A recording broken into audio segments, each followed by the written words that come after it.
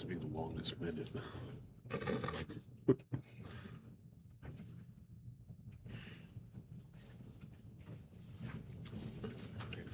Good morning, everyone. Welcome to the Ellis County Commission meeting, Tuesday, April 7th, 2026. If we could stand for the Pledge of Allegiance, please. I pledge allegiance to the flag of the United States of America and to the republic for which it stands, one nation, under God, indivisible, with liberty and justice for all.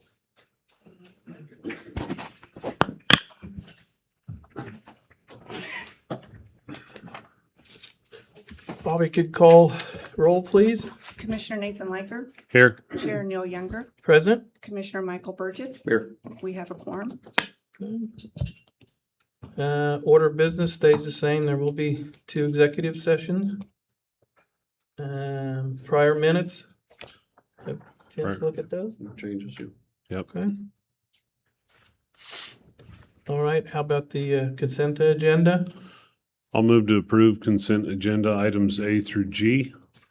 Second. Okay, we have a motion and a second. All those in favor, say aye.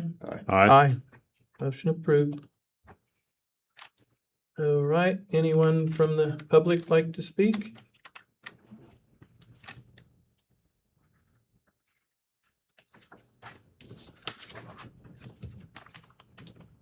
All right, introduction for new employees. Jennifer?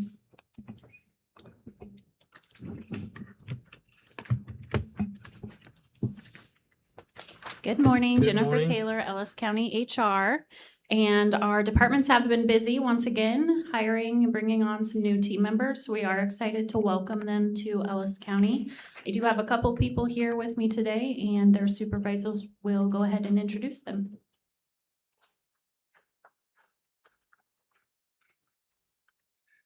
Mike Liker, Ellis County IT Director.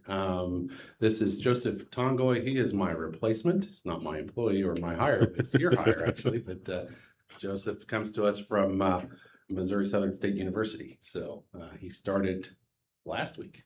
So he's been here about a week. Very good. All right. Good. Welcome. Welcome.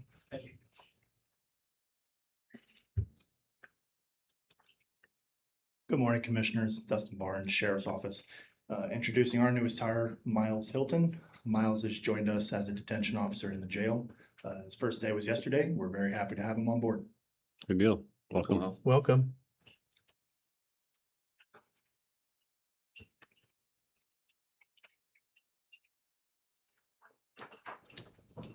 Okay, here's the exciting one, the I voted contest results. Bobby?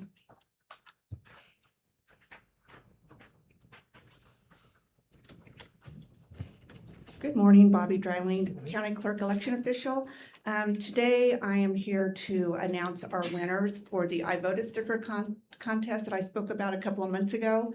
I had originally gotten the idea from Sedgwick County, who started this like 2 years ago. And so today, originally I planned on just picking one winner, and I was like, I'd like to spread the joy. And there were so many good submissions that it's like, I'm gonna go ahead and do 3 winners today. And I ended up receiving 39 entries from USD 432 in Victoria. I got 20 entries from the 6th grade class over at USD 388 in Ellis, and I got 1 entry from USD 49. So with that being said, I will go ahead and call all 3 of the students. I reached out to them and asked them to attend just to show their recognition of their winning submission. And so with that, I'm gonna go ahead and call them up and they can show you their design. So first I'll call up Lizzie Viner. She is my winner from USD 49.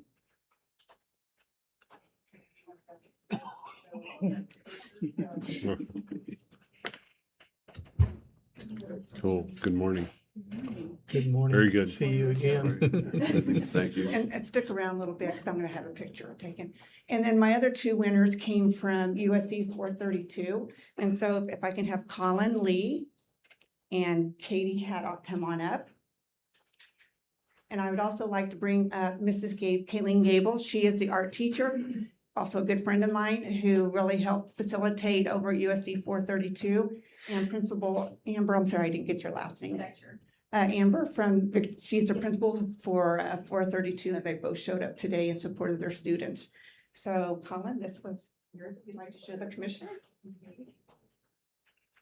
So when I picked 3 winners, my office didn't have anything to do with it. I had Vern Reuter with the Treasury, Jennifer Taylor with HR, and Megan Stramel at the Public Works. They all 3 came in and chose the 3 winners. So yes, I will let you keep your secret up. Yep, Lizzie, I'll let you keep your secret. So if you guys want to come up and you just hold your sign in front of you right now, and then we'll get a roll quick picture. Sure.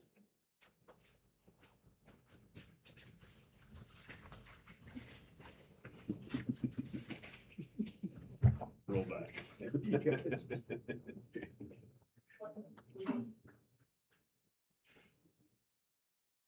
Oh, and by the way, if you guys want to see what your math looks like, it's 25,000. Because this is what will be needed out in the elections this year. Okay.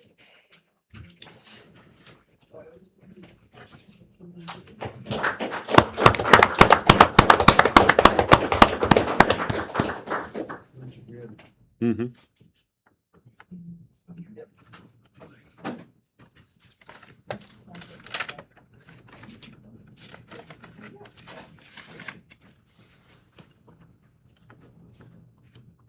So anyway, I'm really excited to be passing these out during the election this year, and I'd like to thank the students for your submissions and also for coming over and being introduced with them.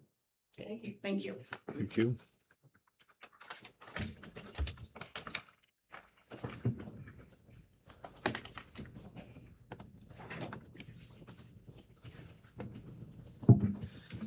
Okay, real estate valuation update, Eugene? Morning, Commissioners. Morning. Eugene Rupp, Ellis County Appraiser. I just wanted to give you a little bit of an update on trends for the 2026 valuations that were sent out. We did get valuation notices mailed out on March 23rd, a little bit late, but we did get some extensions. Just informational for the public. You always have 30 days if you want to set up an appeal, and the last date to set up any appeal in our office would be April 21st. If you don't want to appeal, you just have questions or concerns, our office is available for any questions, or either by phone or you can stop in the office or email us. We'll answer those as well without an appeal too, if you just have general questions. We are on track to get our oil and personal property notices, and those will get mailed out May 1st. So I do have some slides included here with my presentation. You can go to the first one there. And what I did here is I kind of put some slides together that show what happened in 25 versus 2026. So this one, this is 2026. This first one here is just going over our parcel count information. As you know, we've had some new subdivisions added. So we've added about 189 new parcels to our count for 2026. That's just about a 1.1% increase over what we did last year. Going to the next 2 set of slides on the next page here. Again, this is 2026 on the top, 2025 on the bottom. This is our total final value. So this will not include public utilities, but all the values for all the commercial, residential, vacant, not-for-profits, farm home sites, ag use, that will all be included here with the exception of public utilities. So the total final value for 2026 came up to $3,896,981,400 right there. And what that represents from the 2025 number is about a 3% increase overall in total valuations. The chart will actually break down how those different percentages have kind of changed. I always kind of like to point out the residential. If you look at the 2 charts in 2025, residential valuation accounted for 62.18% of the total valuation in the county. For 2026, residential actually dropped just a hair as a percent of the total valuation to 61.8%. Overall, no drastic changes in the allocation between the values. A lot of that, what you would normally see in most years would be an increase in residential, and what some of that is attributable to is Hayes High getting completed this last year. Millions of dollars of value added to the values for the county. So kind of going to my next set of slides. What this is the assessed value. So the prior slides were just appraised values. These two slides here will take into account the assessments, so it's not looking at exempt properties. So for 2026, the assessed value was $454,900,020 versus the $439 million roughly for 2025. That represents about a $15 million increase in round numbers. Again, about roughly a 3% increase in assessed values from 2025 to 2026. And again, public utility information, those are actually valued by the state, and those are provided directly to the clerk's office a little bit later here in the cycles. Those are not available at this time to see what public utilities are doing. On this one here, let's see. Oh, actually, it's the next slide I want to mention that on. So actually, we'll go to the next set here. And some of these slides I just provided just more for some information. This is the median value change by class. So what this does, median basically is the middle number. So if you arrayed all of your numbers from high to low, 1 to 100, the median would be 50. 1 to 80, the median would be 40. This is just saying the median and not the average. Vacant land, we did increase vacant land in many areas about 10% this year. That's what the analysis was indicating. We needed to make some increases. We have very few not-for-profits, and the exempts there came in at about 4% roughly. Residential saw an increase, a median increase of 2.1%, and commercial 1.8%. The farm home sites, we did see the rural areas go down a little bit this year, so the median increase on the farm home sites was a little under 1% this year. And then the 2025 numbers, just so you can kind of see the difference between the two. I'm not going to get into each individual increase there. I kind of go down a little bit further on that page there, and I just included some other informational slides here. The median single family home sale price for 24 and 25. And again, this is sale prices, not actually appraised values, but I found it interesting that the median sale price increased as much as it did here in Ellis County. We saw about a $25,000 increase. Some of that can be attributed to some of the newer homes coming on the market, with the home sales and the newer subdivisions out by NCK or Fort Hays Tech. That used to be NCK. So some of those newer homes that are coming on the market that sell a little bit higher price are kind of bringing that midpoint up just a bit. The one on the bottom there is actually the median single family home value. This would be the appraised value. So just again, informational, the median home value in Ellis County is $198,770. I was not able to include it in my slide at the time, but just for reference, in the prior year in 2025, that value was $195,890. So we saw roughly a $2,800 increase for the median appraised value overall in the county. So it's about a 1.5% increase. So if you go on to the next slide, this map of the state, this is actually provided to us by the state, actually just shows what agricultural values do. Overall, in Ellis County, we saw agricultural values drop about 4% this year. In the state of Kansas, ag land is appraised at use value and not market value. So these values are actually determined by the state of Kansas in coordination with K-State University. So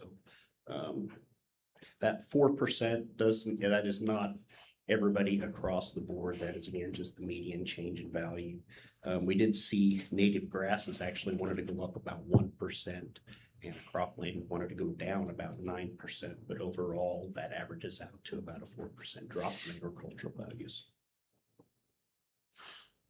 And then finally, the next two slides here, I just kind of wanted to inform the public that we will be getting ready to start our 17% or our reinspection cycle, where we go out and reinspect 17% of the parcels in the county every year.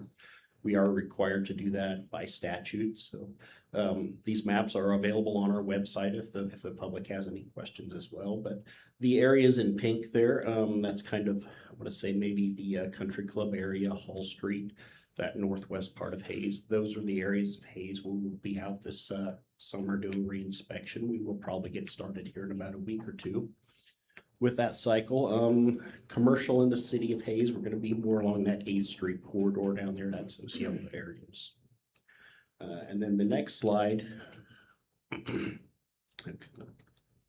is going to show the areas outside of the city limits of Hayes where we will be working. So it's going to catch some of the southern parts of Hayes in that area there along the old 40 corridor, and the city of Munger will be in our reinspection area this year as well. So, that's just kind of a general overview of the valuation trends and some information about where we're going to be out this summer doing our work.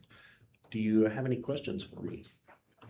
Eugene, kind of going back to calls we've received in the past, when our appraisers are out doing these re-inspections, can you explain or walk the public through how that's supposed to happen or how they're supposed to interact with them? So, like I said, statutorily, we are required to physically go out and inspect properties once every 6 years. So 17% is 1/6 of the county. So by law, like I said, we are required to do an on-site inspection. So we will be going door to door. We knock on doors, ask questions if the homeowner is home. If they are not, we just do a quick walk around the house. We do not go inside any structures. We do not go inside any houses, unless for some reason there is a concern that a homeowner wants us to see something. You know, like they may have say, "Oh, my basement's gutted. You're showing it finished," and they want to show us something like that. You know, but we do not go inside anything unless we are invited. So we just do a simple walk around, make sure that the information that we have is correct. You know, if there was a shed there on our records, and when we were out there 6 years ago and that shed has been removed, we take that shed off. If there was a deck there and now it's been replaced with a patio, we measure that out, make that sort of change. We look at the overall condition of the house. Do we have the siding type correct, the shingles correct, those types of things. We do in advance. We have sent out to any residential structure. We send out a card in the mail. They should have gotten a yellow card about half the size of an 8.5 by 11 sheet in the mail. We ask that they would fill it out and send that back to us. It's going to give us the information on the interior room count stuff. Make sure, again, all we're doing is confirming that the information we have listed is correct. But it serves as a way to get that information back to us, and it also serves as a way for us to inform the public, whether they're watching this or not, but they're also going to get that letter in the mail stating that we will be out in their area this year. So in fact, one of the commissioners got one themselves this year and came in with some questions. So anybody ever has questions about that card or why we're out, basically it's state law that we have to be out there doing this work. So. Okay. Thank you. I did forget about the, how do you guys determine if somebody builds a new shop? Mhm. How do you determine if there's concrete in there? You said you can't go in any unless they invite you. Right. So how do you determine that? Kind of like in poker, there's some tells about things. You know, you can then sometimes look around the bottom edges and see if there's concrete around there. We tend to we tend to make the assumption that if we can't tell that it gets picked up with an earth floor versus a concrete floor. But we do go through training with our staff. In fact, we'll be doing some this week on some of those things to watch out for again. We do this one time a year, and then you set kind of idle doing different projects, and then we start this again. So we do take some time with our staff to go over training them, what to look for, what to watch for, those types of things. We train them on how to tell if the quality is right. Are we putting the right quality on this structure? Is the physical condition right? We have this shed listed at average condition, and maybe in the northwest part of the county, they had a large hailstorm. We go out there and it's all beat up. Well, it would no longer be in an average condition. We need to make those type of adjustments. So, like I said, we do review physical condition, the function of the properties, and just basically, is our data correct? The people that will be out doing these inspections, they are not setting any values. They have no information with them to even make that type of determination or adjustment. All they are doing is verifying that the data that we have listed about their property is correct.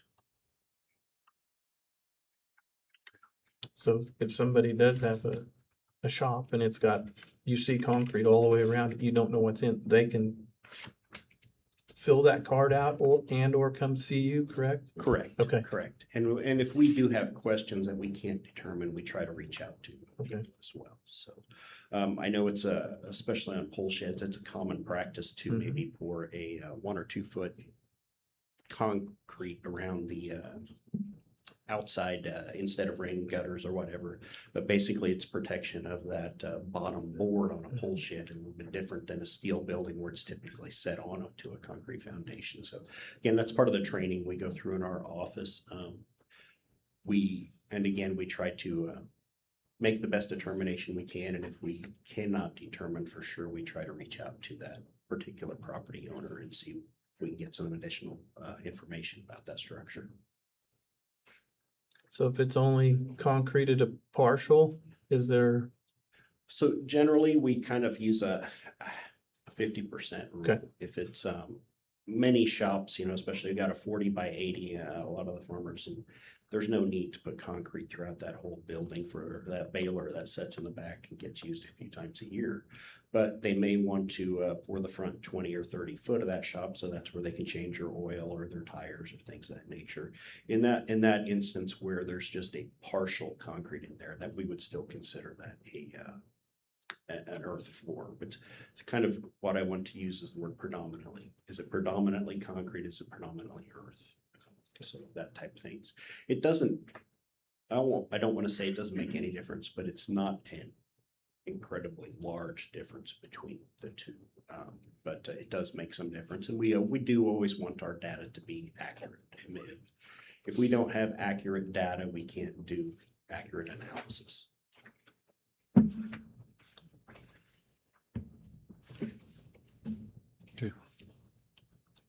anything? No, thank you. And Thank like you, you say, Eugene. if you need answers, Yes, I absolutely you've got them, encourage so. that's the anybody way. that has questions to Yeah. come in, whether it's about what we're doing for 17%, whether it's about the valuation process, whether it's about how your valuation may or may not affect your tax bills in the future, those questions we can assist you with. So, Okay, thank you. thank you. Thank you.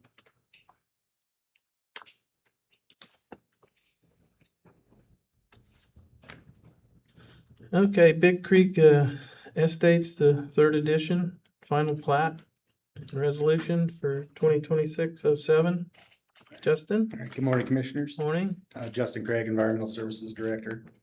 So before you this morning is the final plat application for the Big Creek Estates 3rd edition. It was March 25th, the Planning and Zoning approved the final plat. During that meeting, we did review some of the documents and asks that were made by the commission as far as the consent to proceed with the Big Creek Sewer District. Some of the sightline issues that we were curious about, and see, make sure that all the previous concerns were still addressed in the final plat. with that, I'll stand for questions. I believe Adam Prey is here if you have questions for the developer. I know there's been some hiccups going through this, but I think, I mean, we've asked a number of questions and gotten those answers satisfactorily, so I have no further questions at this time.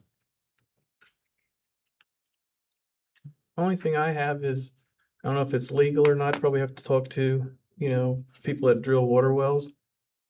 Everybody's concerned about water. And, when putting a casing down, is there a possibility of putting another pipe beside it, a PVC, that they could monitor their water well? I don't know if it's legal or not. It's just something that I was kind of brainstorming. I don't see why it would be an issue. I Okay. don't know the technicalities of that. I'm not part of that. I mean, unless of pulling their well to check it, they could check it without. So I didn't know, but I'll have to do some checking on that. And if you think of something, then okay. I don't have any concerns at this point. I was at the planning and zoning, the last one. I've been at I think all three through this process. So I think they've answered everything. They voted unanimously on this. So for me, I'll move to approve the Big Creek Estates third edition final plat of application resolution 2026-7 to establish the creation of Big Creek Estates third edition to Ellis County, Kansas. I'll second that. Okay, we have a motion and a second.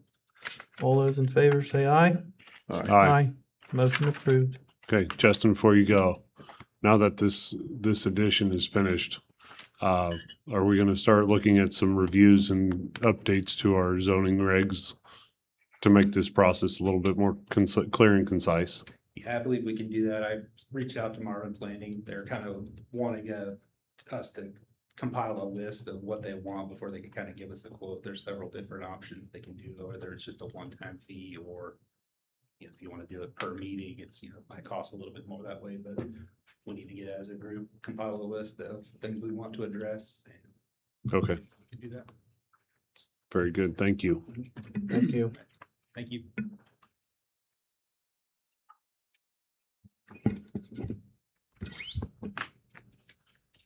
Okay, 2027 budget calendar, Mr. Darren. Morning, Commissioners. Darren Myers, County Administrator.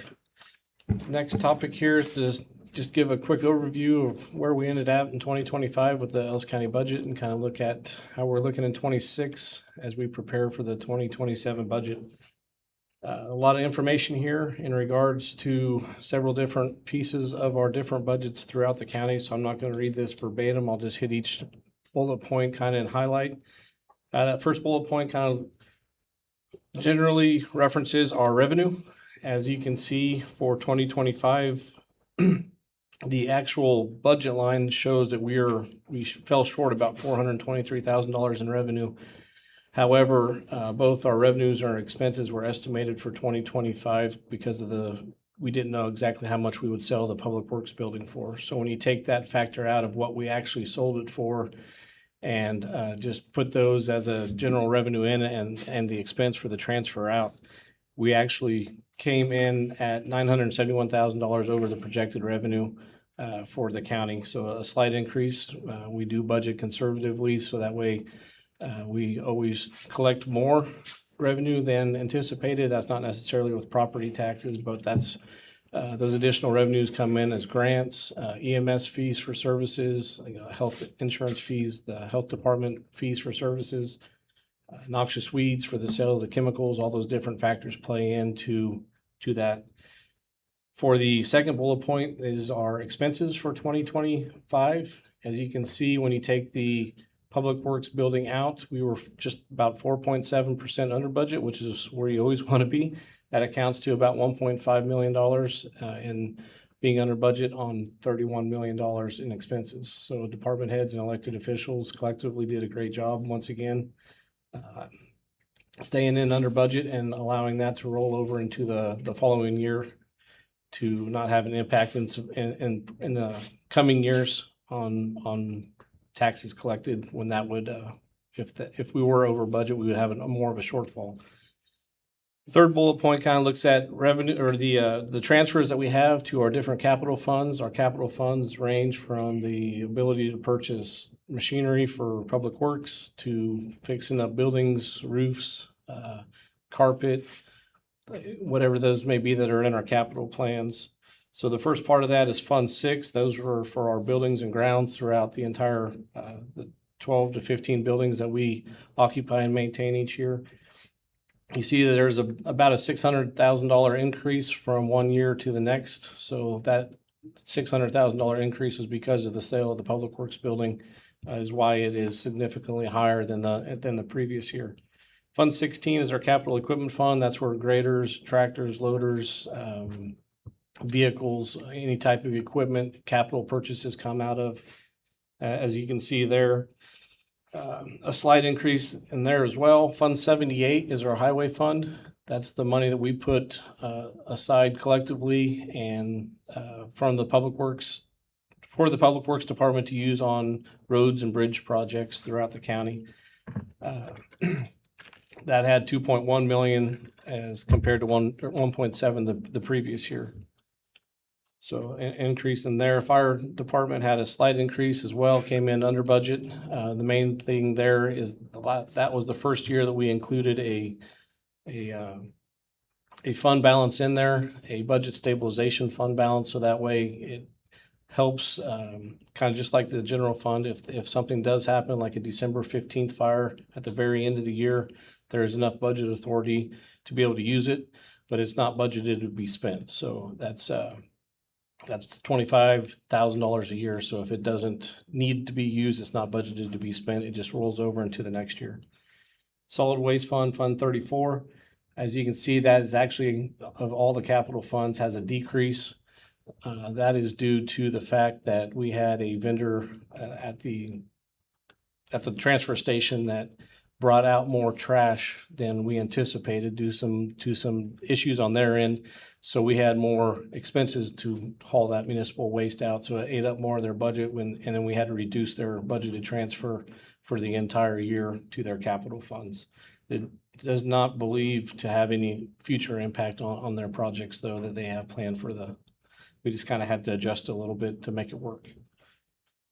Investments were in 2025. The treasurer, Vern Reuter, had $1.6 million estimated that we would receive in funds for interest of our money in our bank accounts. He just collected just under 1.7 million, so $97,000 over what we had budgeted. So that's always good. However, as the commissioners know, the interest rates aren't quite as good now as they were back then, and they're projected to decrease further.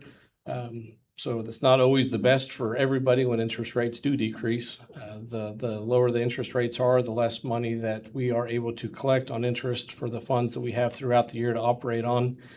And when those interest rates drop, our interest received drops, which means our revenue drops, and that plays where we have to find it up somewhere else.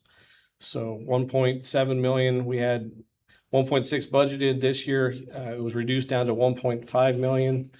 For 2027, it's looking that those interest rates are being dropped now, and Vern and I's discussion is looking at it's probably only going to be about 1.1 million for budgeted for 27,000. So that's about a $400,000 loss in revenue as we start looking into the future budget. An interesting thing when I was looking at some revenue forecasts that we're going to discuss at a future meeting and individual meetings with the commissioners is just 5 years ago, we were only collecting about $29,000 in interest in a year. And since Vern took office, 29,000, 1.67 million is where he's at now on being active and switching those funds around and doing good investments. So always good to recognize that effort that he does for the county. Sales tax collections increased from 24 to 25 by about 60,000 up to 3.36 million.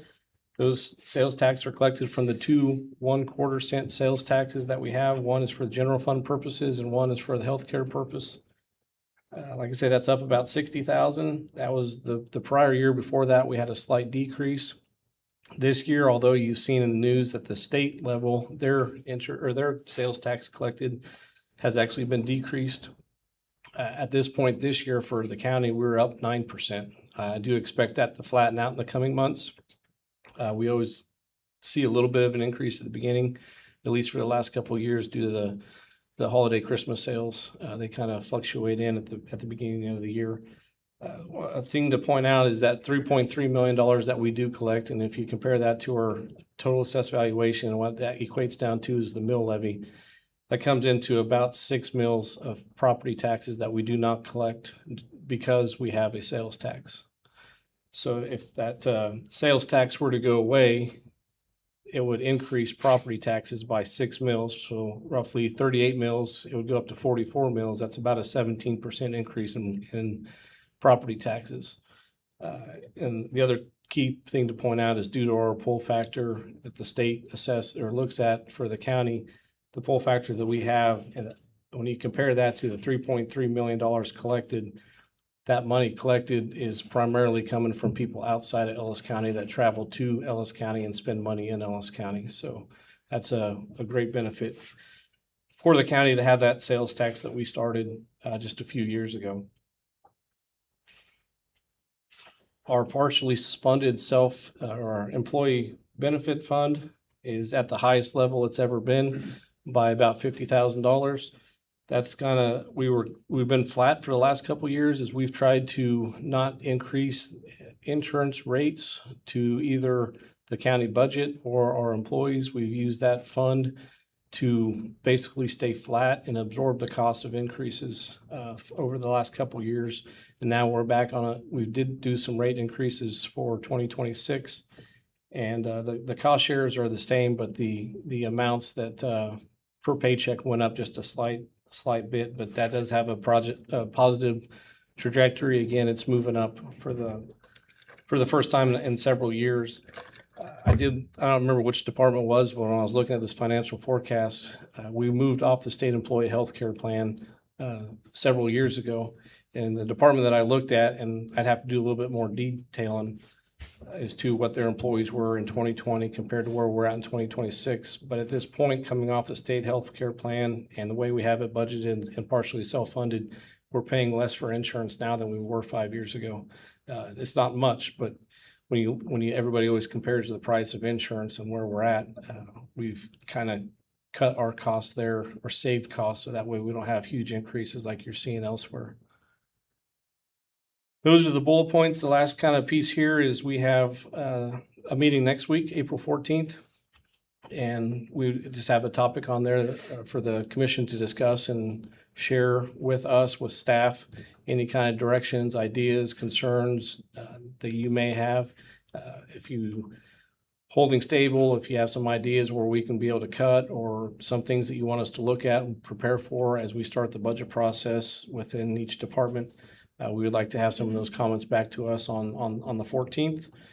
And after that, that gives the department heads about a month and a half to start looking through all of their budgets, do their comparisons, analysis, and get that budget back to me by the end of May. So that way at the June 2nd meeting here at the County Commission, your first draft of the budget will be presented as well.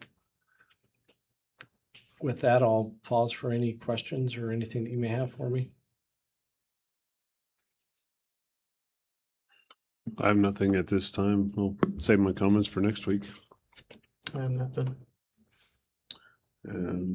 My only comment is just make sure it complies with, and I pulled up House Bill 2745 and looked through the dates. It looks like our dates would comply with any changes that they're currently have approved.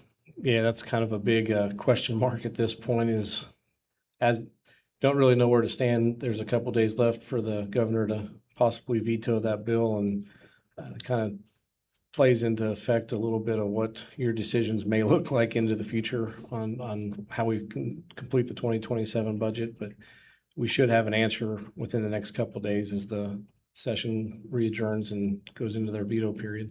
Yeah. The only thing that's close, I think it's the revenue neutral. By June 15th, the clerk has to calculate the revenue neutral rate. And by June 15th, I mean, we'll, outside agency request on the 19th, so we'll know, I mean, as far as our initial draft and stuff, what the revenue neutral is, I assume. So that's the only close date. Everything else looks like we got enough gap, assuming right now that this is passed, so. One thing that we've done every year since we started with the revenue neutral rate is we've brought it to the commission and just suggested that we file the paperwork to exceed the revenue neutral rate. That doesn't commit us to exceeding the revenue neutral rate. It just gives us the flexibility that if, as the commission knows, the budget process isn't just a short process that maybe the state legislature thinks it is, and there's quite a bit of work that the county commission and staff goes into it. So we don't really know the valuations that Bobby gets from Eugene, as well as the state assessed utilities into June. And there's not a lot of proper planning and time to plan for the commission to be able to get the information to fully determine if you need to exceed the revenue neutral rate or not. So we always just err on the caution side of safety and caution that we may need to. We fill it out. And we ask the commission to approve it. And if we don't need to exceed it into the future, you don't have to. It just gives you the ability to, once you have more time to prepare your budget and look at all the numbers. That's probably what I would suggest that we would recommend moving forward with again this year. Okay.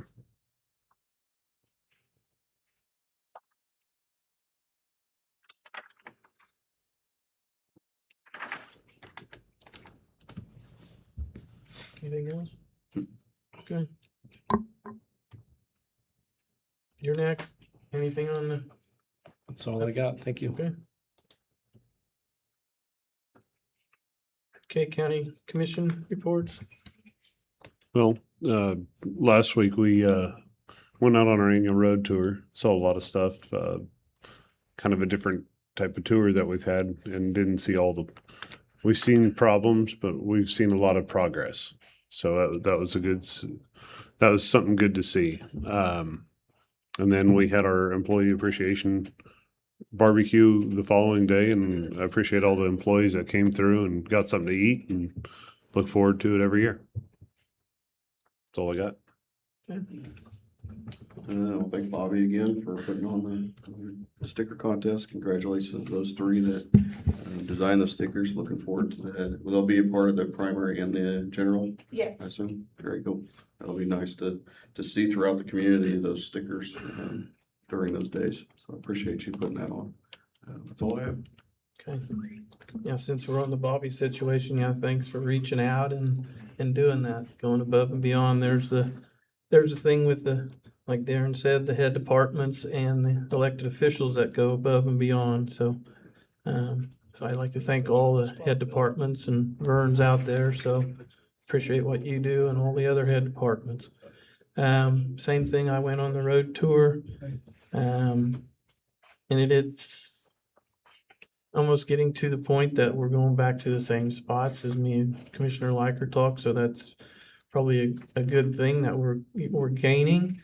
I say that, and yeah, it'll turn to heck on us. But and then also all those that helped with the appreciation luncheon for all the employees. It takes a lot of people, a lot of footwork to have something like that. Also, I did go to the ribbon cutting for the new credit union on 2500 Vine. Just so everybody knows, they have been looking at Hayes for anywhere from 3 to 4 years. So it takes a lot of time for this planning. So people that are thinking that it should just happen overnight, it can't. It takes a lot of people. The other one, I'd also like to thank the volunteers out at the Ellis County Fairgrounds. I also did go out. They asked me to come out and help change out all the faucets that the city of Hayes provided for us for, water, since we're on their water and they want to conserve and they're going to continue. So, but yeah, thank them all for also doing that. So, that's all I have. Okay. Before we go we have two executive sessions scheduled, but before we go into those, like to kind of give our counselor just a minute to overview of why we go into executive sessions. I've been recently approached about why we've gone to in executive sessions regarding the solar farms. And people are concerned that we may be discussing things behind closed doors or cutting deals behind closed doors. And just wanted to give our counselor a chance to review why we do that and why it is we are not cutting any deals behind closed doors, that we're just reviewing documents and so on and so forth. So, counselor? Bill Jeter, County Counselor. Just kind of off the top of my head, let me explain initially to everybody that, as I recall, the Open Meetings Act was probably adopted maybe in the early 70s, which required meetings to be open to the public, also provided some notice requirements and those kind of things. And as part of that, and it's kind of been a document that has changed from year to year, or the statutory requirements, but commissioners, once they open a meeting, have the ability to go into executive session to discuss specific items that the legislature determined is more appropriately done out of the public's ear, so to speak. One of those, and the primary reason most municipalities go into executive session is to discuss personnel matters. And that's not to discuss policies regarding personnel, it's to discuss specific individuals in order to protect the personal matters that may relate to that individual. Another one is attorney-client privilege, which we've done quite a bit here lately. And I think that's probably what you want me to address. Correct. And that entitles any municipality, whether it's a school district, city commission, county commission, to go into executive session with their attorney or with a consulting attorney to discuss a matter which otherwise would be subject to the attorney-client privilege. And that's what we've done in the case of Tallgrass Solar Farm project. And the specific discussions that have occurred have had nothing to do with whether the conditional use permit would be approved or not approved. It only relates to negotiating contract terms on various contracts, which as part of this solar farm project would need to be incorporated either within the conditional use permit or at a later date. And those would be a contribution payment or payment in lieu of taxes contract. It would be a contract in regards to road maintenance and access to the project and those kind of things. And in order to protect the position that the county may have on various items in those contracts, discussions can be had with their attorney in regard to those matters. And the only discussions that we've had in executive session have related to the specific contract terms. Okay. For example, an easy example of that is, and let's just throw it out there, would be the payment in lieu of taxes or a contribution payment that the project developer may make, and it's a voluntary payment to the county in lieu of the 10-year period where they would be exempt from paying any taxes. And there needs to be a negotiation going back and forth as to what's acceptable to the county, what they're willing to pay. In order to protect the interests of the county in negotiating that payment, those discussions need to be had in executive session. And so those are the kind of things, well, those are the only things that we've been discussing in executive session, are specific contract terms. But And before, let me reiterate, there's been no discussion in regards to whether or not the commission is going to approve or not approve the conditional use permit.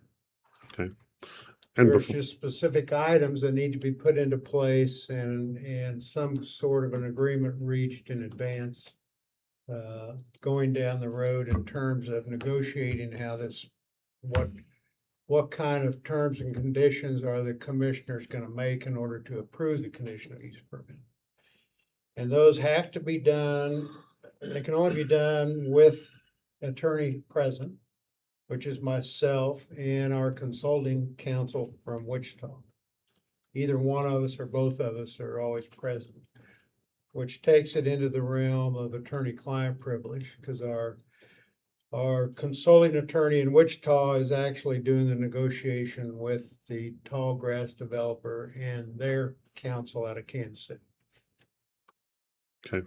And it's taken longer than what a lot of people had expected, including us. And it's a matter of going back and forth, and sometimes responses aren't timely. Sometimes they are, but And before anything is agreed upon, any agreement would have to be done in open session. yeah, and then let me just add that as part of it, there can be no final decisions or decisions made in executive session. Any final decisions need to be made at the open meeting. Okay. Thank you. So, I so hope at this that clears point, that we're up. still negotiating terms. Okay. Well, I had questions on that, and so I wanted a chance to reiterate all that to the public. So thank you.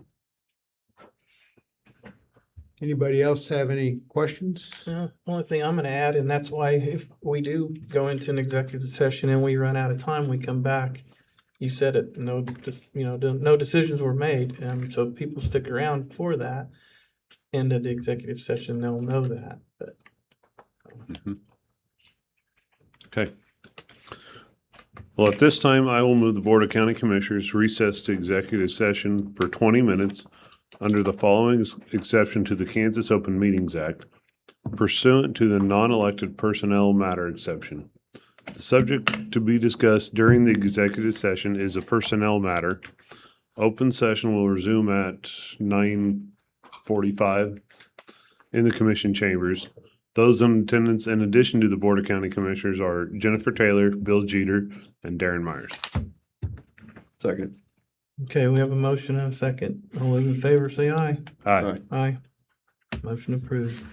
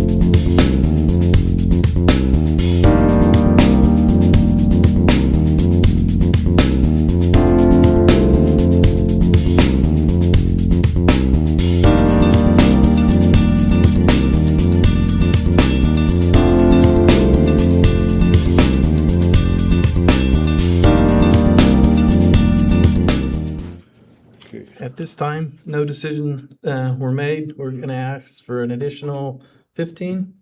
15 minutes under the same exemptions as the first one, or 15-minute extension. So open session to resume at 10 o'clock. Okay, Okay, second. okay. We have a motion and a second. All those in favor say aye. Aye.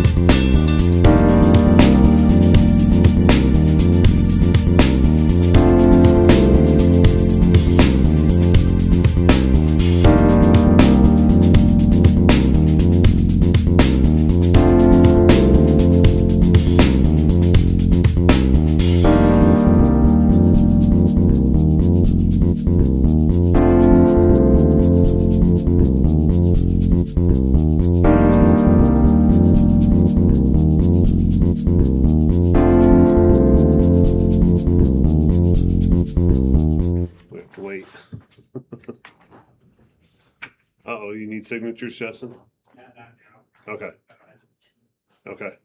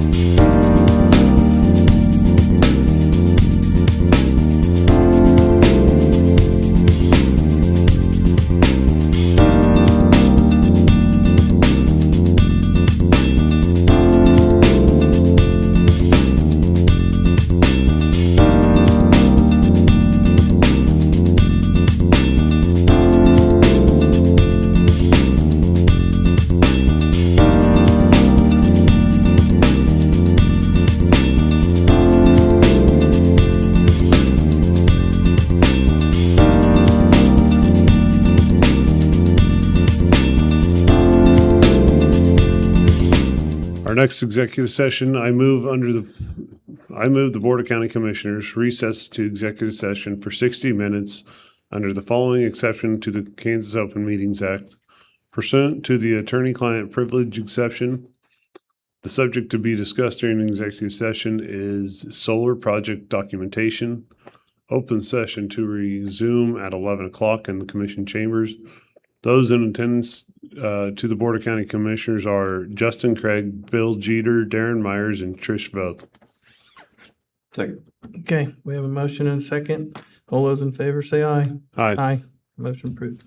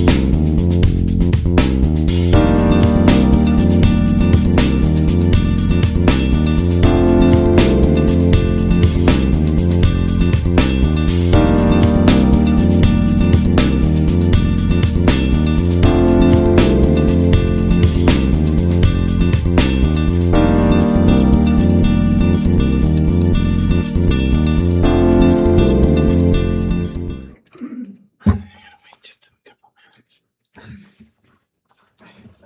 like right there on the back. You and Nathan, you can-